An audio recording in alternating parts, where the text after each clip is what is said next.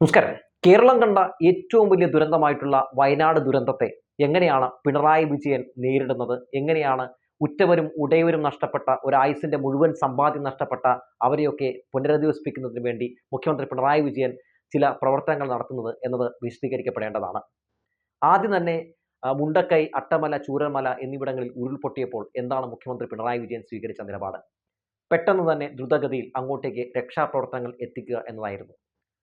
അതായത് ആദ്യം തന്നെ പാർട്ടി സംവിധാനങ്ങളെ ഉപയോഗിച്ചുകൊണ്ട് കൂടുതൽ ആളുകളെ അങ്ങോട്ട് എത്തിക്കാൻ വേണ്ടി നമ്മുടെ ഗോവിന്ദൻ മാഷിന് നിർദ്ദേശം കൊടുക്കുന്നു. അദ്ദേഹം അതുമായി ബന്ധപ്പെട്ട് മുഴുവൻ CPM പ്രവർത്തകരും രക്ഷാപ്രവർത്തനത്തിന് വേണ്ടി ഇറങ്ങണം എന്ന് പ്രഖ്യാപിക്കുന്നു. പിന്നീട് DYFI, SFI ഇവരൊക്കെ പ്രഖ്യാപനം നടത്തുന്നു. പിന്നെ അങ്ങോട്ട് സഖാക്കളുടെ വലിയൊരു ഒഴുക്ക് തന്നെയായിരുന്നു. ഇതിനിടയിൽ പ്രധാനമന്ത്രി നരേന്ദ്രമോദി ഇദ്ദേഹത്തെ പിണറായി വിജയനെ വിളിക്കുന്നുണ്ട്. മുഖ്യമന്ത്രി കൂടുതൽ രക്ഷാപ്രവർത്തകരെ ഇങ്ങോട്ട് അയക്കണം, കൂടുതൽ സൈന്യത്തെ അയക്കണമെന്ന് ആവശ്യപ്പെടുന്നു. അത് പ്രകാരം ഇങ്ങോട്ടേക്ക് കൂടുതൽ സൈന്യം എത്തുന്നു. പിന്നീട് അവിടെ സമാനതകളില്ലാത്തൊരു രക്ഷാപ്രവർത്തനമൊക്കെയാണ് നമ്മൾ കണ്ടത്. ബെയിൽപാലം അവിടെ പൂർത്തീകരിക്കുന്നു. അതിനുശേഷം രക്ഷാപ്രവർത്തനവുമായി ബന്ധപ്പെട്ട് രാത്രിയും പകലുമില്ലാതെ അവിടെ ജനങ്ങളെ രക്ഷപ്പെടുത്തുന്നതിന് വേണ്ടി അവിടെ ആ അപകടത്തിൽപ്പെട്ട ആളുകളെ രക്ഷപ്പെടുത്തുന്നതിന് വേണ്ടിയുള്ള എല്ലാ പ്രവർത്തനങ്ങളും നടക്കുന്നു. ഈ സംഭവം നടന്നപ്പോൾ തന്നെ അങ്ങോട്ടേക്കും മന്ത്രിമാരുടെ വലിയൊരു സംഘത്തെ അയക്കുന്നുണ്ട്. മുഹമ്മദ് റിയാസും അതുപോലെ തന്നെ കേളുവും കെ രാജനും അവരൊക്കെ അവിടെ ഫുൾ ടൈം നിലയുറച്ച് തന്നെയുണ്ട്. ഇതിനോടൊപ്പം തന്നെ എടുത്തു പറയേണ്ട ഒരു പ്രധാനപ്പെട്ട ഒരാളുടെ പേരാണ് മന്ത്രി വീണ ജോർജ്. അതായത് ഈ സംഭവം ഉണ്ടായത് മുതൽ തന്നെ ആശുപത്രികളിലൊക്കെ വേണ്ട എല്ലാ ബെഡുകളും സജ്ജീകരിച്ചുകൊണ്ട് എല്ലാ രീതിയിലുള്ള മരുന്നുകളും ഉറപ്പാക്കിക്കൊണ്ട് നിലയുറച്ച് തന്നെ കട്ടയ്ക്ക് തന്നെ മന്ത്രി വീണ ജോർജും ഉണ്ടായിരുന്നു. ഇതിനിടയിൽ വീണ ജോർജിന് ഒരു ആക്സിഡന്റ് സംഭവിക്കുന്നുണ്ട്. കൈക്കും തലയ്ക്കൊക്കെ നിസ്സാരമായിട്ടുള്ള പരിക്കാണെങ്കിൽ പോലും ആ ഒരു ഘട്ടത്തിൽ അത് സംഭവിക്കുമ്പോൾ സ്വാഭാവികമായിട്ടും വേണമെങ്കിൽ ഒരു റെസ്റ്റ് എടുത്തൊക്കെ വേണമെങ്കിൽ മാറി നിൽക്കാം. പക്ഷേ അതിനെയൊന്നും വകവെക്കാതെ നമ്മുടെ വീണ ജോർജും നിലയുറച്ച് തന്നെ രംഗത്തുണ്ടായിരുന്നു.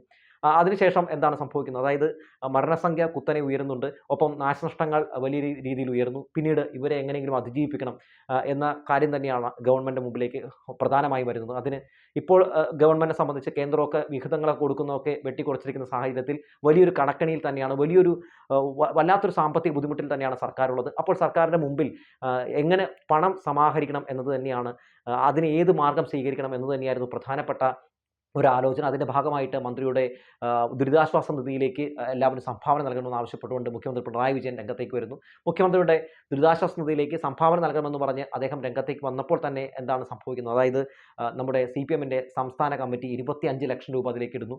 ഒപ്പം മുഖ്യമന്ത്രിയുടെ കുടുംബവും അതിലേക്ക് സംഭാവന നൽകുന്നു. ശേഷം മന്ത്രിമാരെല്ലാവരും തന്നെ അവരുടെ ഒരു മാസത്തെ ശമ്പളം അതിലേക്ക് ഇടാൻ തയ്യാറാകുന്നു. MLA മാർ, അത് ഇടതുപക്ഷത്തിലെ എല്ലാ MLA മാരും അവരുടെ ഈ മാസത്തെ ശമ്പളം അതിലേക്ക് ഇടാൻ വേണ്ടി അവർ തയ്യാറാകുന്നു.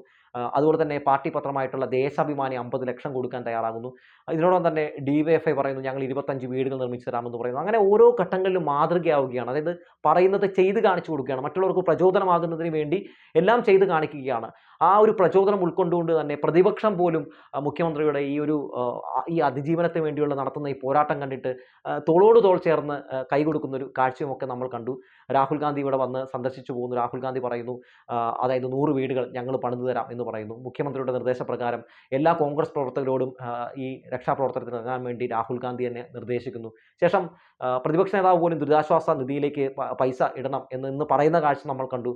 ആരും ഒരു രാഷ്ട്രീയ മുതലെടുപ്പിന് ശ്രമിക്കാതെ എല്ലാവരും രംഗത്തേക്ക് ഇറങ്ങുന്നു. DYFIക്കാർ 25 വീട് പണിത് കൊടുക്കാമെന്ന് പറയുമ്പോൾ യൂത്ത് കോൺഗ്രസ്സുകാർ ഞങ്ങളും പണിത് തരാൻ തയ്യാറാണെന്ന് പറഞ്ഞ് രംഗത്തേക്ക് വരുന്നു. ദുരന്തമുഖങ്ങളിൽ ചെന്നാൽ എന്താണ് നമ്മൾ കാണുന്നത്? അതായത് യൂത്ത് കോൺഗ്രസ്സുകാരും DYFIക്കാരും ഒക്കെ തോളോട് തോൾ ചേർന്ന് അവർ ആ ദുരന്തത്തിൽ അകപ്പെട്ടിരിക്കുന്ന ആളുകളെ രക്ഷപ്പെടുത്തുന്ന കാഴ്ചയാണ് നമ്മൾ കണ്ടുകൊണ്ടിരിക്കുന്നത്. അതായത് രാഷ്ട്രീയപരമായിട്ടുള്ള പല എതിർപ്പുകളും ഉണ്ടാകും. പക്ഷേ കേരളത്തിൻ്റെ ആവശ്യം വരുമ്പോൾ, മലയാളിക്കൊരു ആവശ്യം വരുമ്പോൾ രാഷ്ട്രീയമൊക്കെ മാറ്റിവെച്ച് ഞങ്ങൾക്ക് ഒറ്റക്കെട്ടായി തന്നെ ഇങ്ങനെ ദുരന്ത ഭൂമിയിലേക്ക് ഇറങ്ങാൻ പറ്റുമെന്ന മനോഹരമായിട്ടുള്ള ഒരു മാതൃക നമ്മളെ കാണിച്ചു തന്നുകൊണ്ടിരിക്കുകയാണ് അവർ. ഇതിനോടകം തന്നെ ഈ മുഖ്യമന്ത്രിയുടെ ദുരിതാശ്വാസ നിധിയിലേക്ക് ഫണ്ട് ഇടുന്ന ഒരു പ്രോസസ്സിങ് അത് തടസ്സപ്പെടുത്താൻ വേണ്ടി ചില ആളുകളൊക്കെ രംഗത്തേക്ക് ഇറങ്ങി. അതിനെയൊക്കെ ഒറ്റക്കെട്ടായിട്ട് തന്നെ നേരിടുന്ന കാഴ്ചയും ഒക്കെ നമ്മൾ കാണുന്ന സാഹചര്യം ഉണ്ടായി.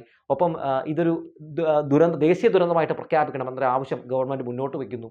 ഗവർണർ പോലും അത് അക്സെപ്റ്റ് ചെയ്തുകൊണ്ട് ഗവർണറും പറയുന്നത് ഒരു ദേശീയ ദുരന്തമായിട്ട് പ്രഖ്യാപിക്കണം എന്ന് ഗവർണറും പറയുന്നു. എന്നാൽ കേന്ദ്രമാകട്ടെ ഇതൊരു ദേശീയ ദുരന്തമായി പ്രഖ്യാപിക്കപ്പെടാതിരിക്കാൻ വേണ്ടി ഈ നേരത്തെ പ്രളയ മുന്നറിയിപ്പ് കൊടുത്തിരുന്നതാണ്.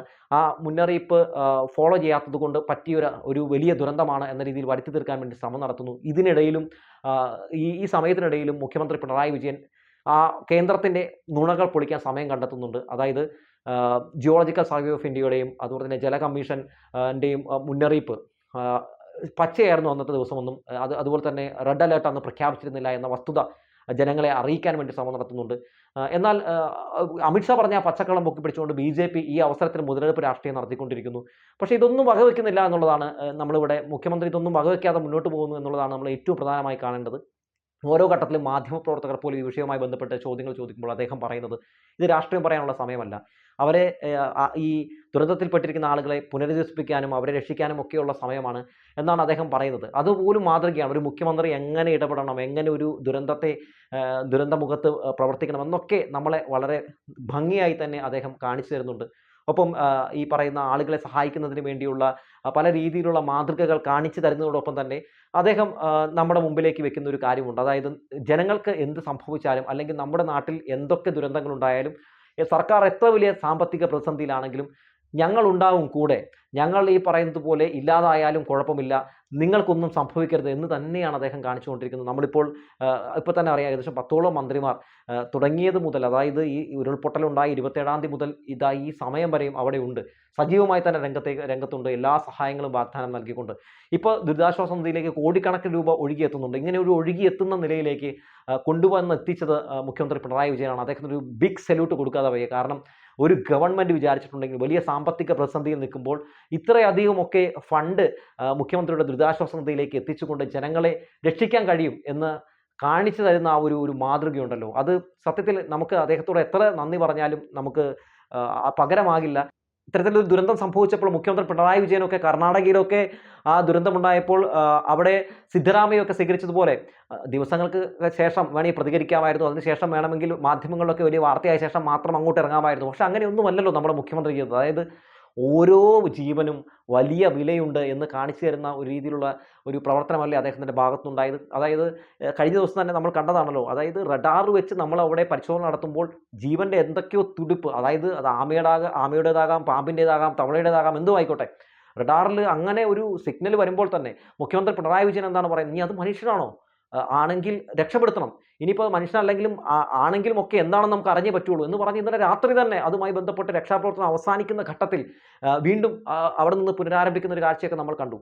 ശേഷം അത് മനുഷ്യനല്ല എന്ന് കണ്ടപ്പോൾ മാത്രമാണ് ഈ രക്ഷാപ്രവർത്തനം അവസാനിപ്പിക്കാൻ വേണ്ടി അവിടെ നിന്ന് ഒരു ഓർഡർ കിട്ടുന്നത് പോലും. അപ്പോൾ എല്ലാ ഘട്ടങ്ങളിലും നമ്മുടെ മുഖ്യമന്ത്രി നല്ല രീതിയിൽ തന്നെ പ്രവർത്തനം കാഴ്ചവെച്ചുകൊണ്ട് നല്ല രീതിയിൽ ഈ ദുരന്തമുഖത്ത് മാതൃകയാകുന്നൊരു കാഴ്ചയാണ് കാണുന്നത്. എന്തായാലും നമ്മുടെ മുഖ്യമന്ത്രിയെ കണ്ട് എല്ലാ മുഖ്യമന്ത്രിമാരും പഠിക്കേണ്ടതാണ്. കാരണം ഒരു മുഖ്യമന്ത്രി എന്ന് പറഞ്ഞാൽ ഇങ്ങനെയൊക്കെ ആകണം എന്ന് നമുക്ക് ഉറപ്പിച്ച് പറയാൻ കഴിയും. ഓരോ കാലഘട്ടത്തിലും ഇതുപോലുള്ള ചില മുഖ്യമന്ത്രിമാർ നമ്മുടെ മുമ്പിലേക്ക് വരും.